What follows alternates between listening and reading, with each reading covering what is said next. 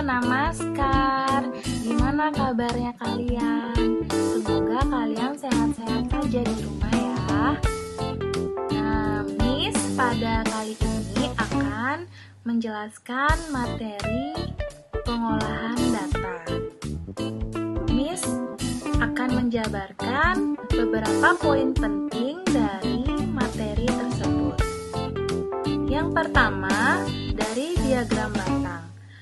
Mempelajari pengumpulan data, menyajikan data dalam bentuk tabel, membaca diagram batang, dan membuat diagram batang.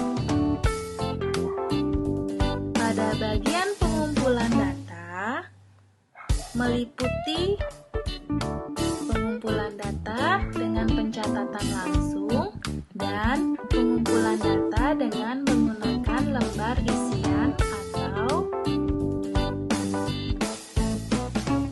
kuesioner.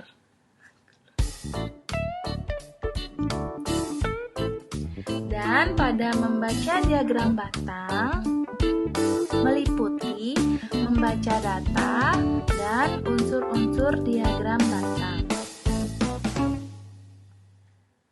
Kemudian, Miss akan membahas tentang pengumpulan data.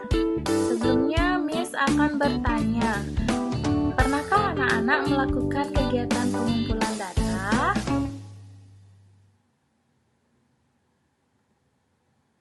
Jika pernah, maka pengertian data merupakan catatan informasi yang diperoleh berdasarkan fakta. Sumber data dapat diperoleh secara langsung atau dari sumber yang sudah ada. Data yang diperoleh secara langsung dapat berupa data hasil wawancara dengan narasumber, dan data juga diperoleh dari hasil pengisian kuesioner atau angket.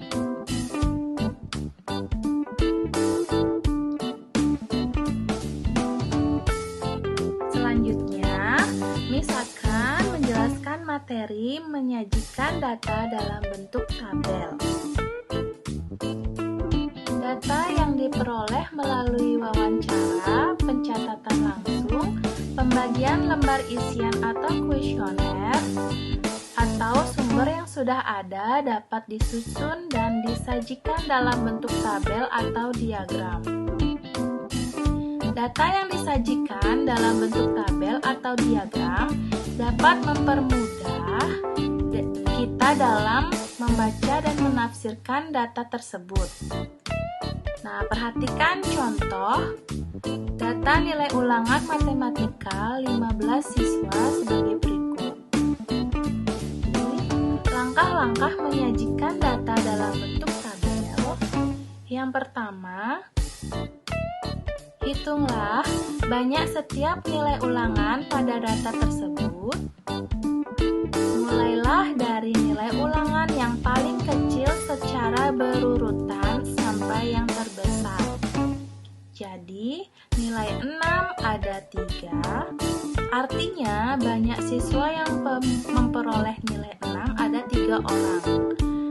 Yang kedua, nilai 7 ada 6, artinya banyak siswa yang memperoleh nilai 7 ada 6 orang. Nilai 8 ada 4, artinya banyak siswa yang memperoleh nilai 8 ada 4 orang. Dan yang terakhir ada nilai 9, yaitu 2, artinya banyak siswa yang memperoleh nilai 9 ada 2 orang. Dari data tersebut, kalian bisa mengelompokkan dalam bentuk tabel. Nah, tabelnya seperti berikut.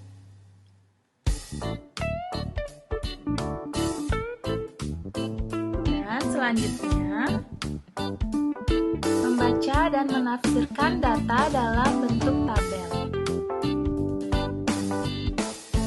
Membaca dalam bentuk tabel berarti menyebutkan informasi yang hanya tertulis pada tabel tersebut. Sedangkan menafsir data sedikit berbeda dengan membaca data. Saat menafsir data dalam bentuk tabel, kita harus mampu menemukan informasi lain mengenai data tersebut yang tidak tertulis pada tabel. Informasi yang diperoleh dapat berupa data paling banyak, paling sedikit, terendah, tertinggi, selisih, atau jumlah. Jadi, ada dua cara untuk membaca dan menafsirkan data dalam bentuk tabel. Yang pertama, menentukan data dengan ukuran tertentu. Perhatikan tabel nilai ulangan matematika siswa kelas 4. Nah, dari tabel dapat disimpulkan siswa yang mendapat nilai 6 ada 3 orang. Siswa yang mendapat nilai 7 ada 6 orang. Dan siswa yang mendapat nilai lebih dari 7 ada 4 ditambah 2 yaitu 6 orang. Kemudian, yang kedua, menentukan data terbesar dan terkecil. Nah, lihat tabel nilai ulangan matematika siswa tersebut dan dapat disimpulkan nilai terendah yang diperoleh siswa adalah nilai 6 dan nilai tertinggi diperoleh siswa adalah 9. Nilai yang paling banyak diperoleh siswa adalah nilai 7 yaitu sebanyak 6 siswa. Nilai yang paling sedikit diperoleh siswa yaitu nilai 9 sebanyak 2 siswa.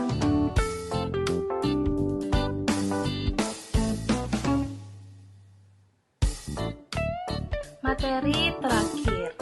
Miss akan menjelaskan tentang menyajikan data dalam bentuk diagram batang. Kalian sudah mempelajari cara menyajikan data dalam bentuk tabel. Selain dalam bentuk tabel, data yang telah dikumpulkan juga dapat disajikan dalam diagram batang.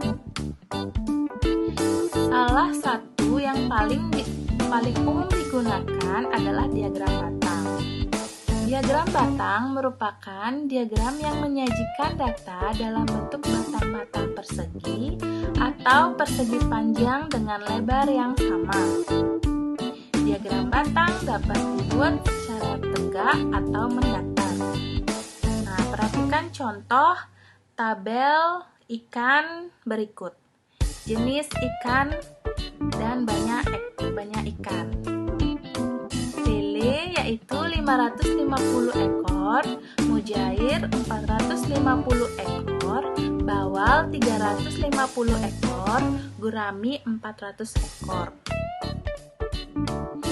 Nah, dari tabel tersebut, kalian bisa buat dia menjadi diagram batang. Berikut langkah-langkah membuat diagram batang. Yang pertama, tulislah nama jenis ikan pada sumbu mendatar dan banyak ikan pada sumbu tegak. Yang kedua, buatlah batang pada setiap nama jenis ikan setinggi banyak ikan pada tabel. Berikut lele sebanyak 550 ekor, mujair sebanyak 450 ekor, bawal sebanyak 350 ekor, dan gurami sebanyak 400 ekor. Pastikan jarak antara setiap data sama besar.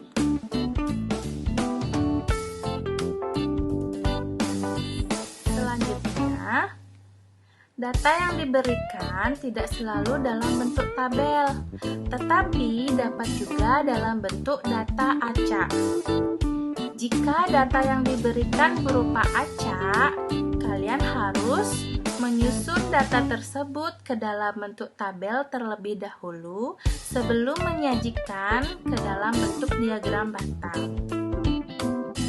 Perhatikan contoh dari berat badan beberapa siswa kelas 4.